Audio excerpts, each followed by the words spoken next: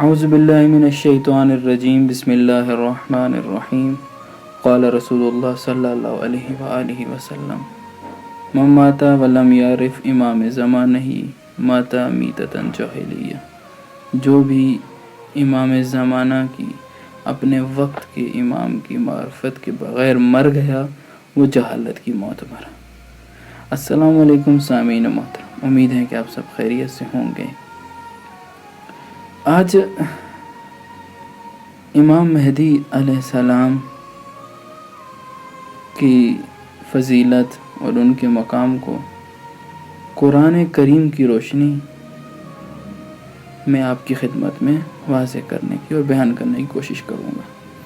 لیکن قرآن کریم انسان کے لیے الہی معارف کا خاص ترین اور ہمیشہ کے لیے باقی رہنے والی حکمتوں اور ابدی علم کا صاف اور شفاف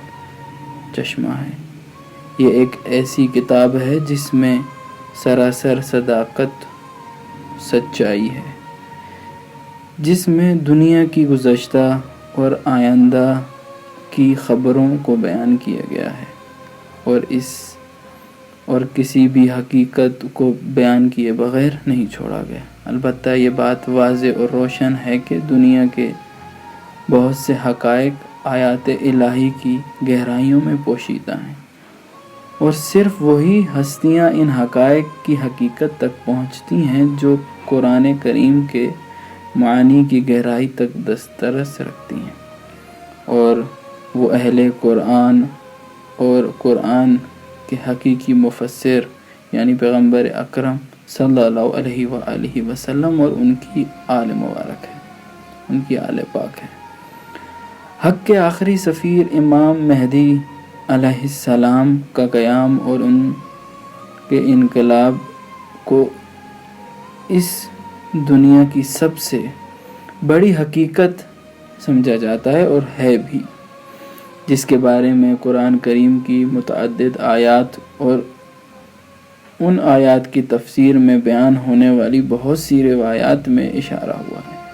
ہم یہاں پر نمونے کے طور پہ چند آیات آپ کی خدمت میں پیش کریں گے۔ سب سے پہلے سورہ انبیاء آیت نمبر 105 میں پروردگار ارشاد فرماتا ہے کہ وَلَقَدْ كَتَبْنَا فِي الزُّبُورِ مِن بَعْدِ الذِّكْرِ أَنَّ الْأَرْضَ يَرِثُهَا عِبَادِي الصَّالِحُونَ، اور پروردگار ارشاد فرما رہا ہے کہ اور ہم نے ذکر سے مراد یہاں مفسرین نے تورات کہا ہے کہ کتاب تورات کے بعد زبور میں بھی لکھ دیا ہے کہ ہماری زمین کے وارث ہمارے نیک بندے ہی ہوں گے۔ تو اس آیت کی تفسیر میں حضرت امام محمد باقر علیہ السلام ارشاد فرماتے ہیں کہ زمین کو وراثت میں حاصل کرنے کی لیاقت،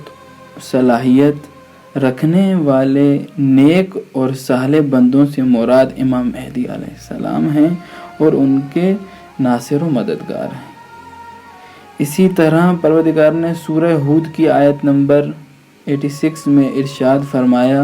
بقیت اللہ خیر لکم ان کنتم مؤمنین، اللہ کا ذخیرہ تمہارے حق میں بہت بہتر ہے اگر تم صاحب ایمان ہو۔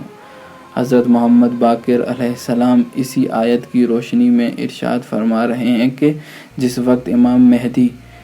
علیہ السلام ظہور فرمائیں گے، خانہ کعبہ کی دیوار کا سہارا لیں گے اور سب سے پہلے اسی آیت کی تلاوت فرمائیں گے بقیت اللہ خیر لکم ان کنتم مؤمنین، اور اس کے بعد ارشاد فرمائیں گے انا بقیت اللہ فی ارضہ وحجتہ علیکم، میں زمین پر بقیت اللہ ہوں،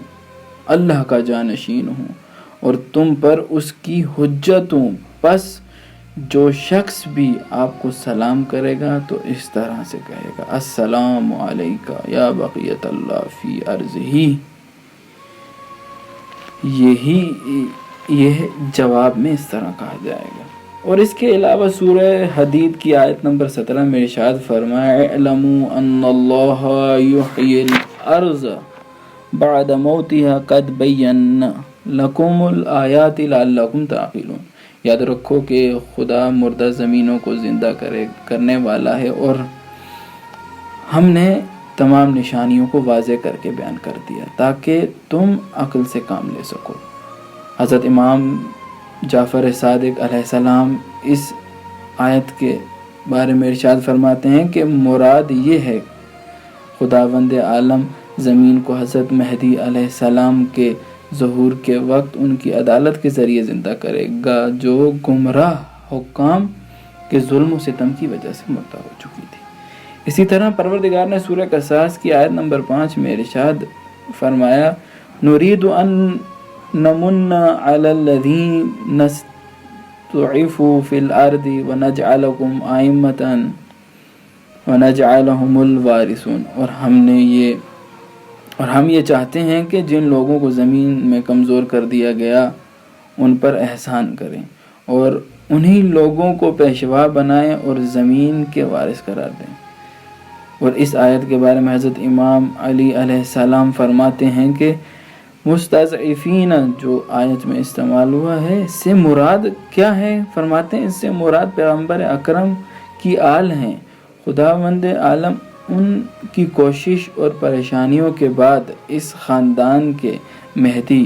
مبعوث کریں گے اور ان کو اقتدار اور شکوہ عظمت کی اوج پر پہنچا دیں گے، نیز ان کے دشمنوں کو سخت ذلت اور رسوائی سے دوچار کریں گے۔